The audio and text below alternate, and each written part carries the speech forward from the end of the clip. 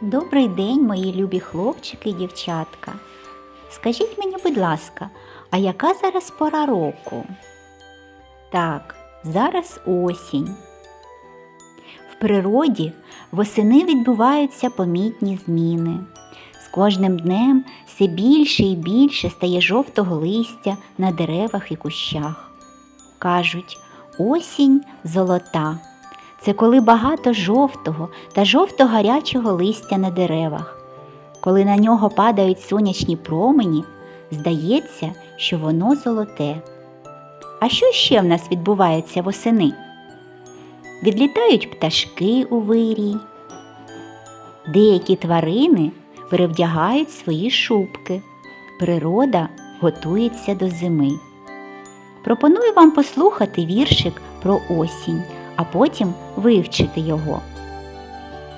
Осінь фарби готувала, у ведерця наливала, змішувала, чаклувала, потім все розфарбувала. Придивіться, все довкола стало різнокольоровим. Запрошую вас сьогодні зробити зі мною аплікацію «Осіннє вбрання дерев». Підготуйте все необхідне для роботи та починаємо.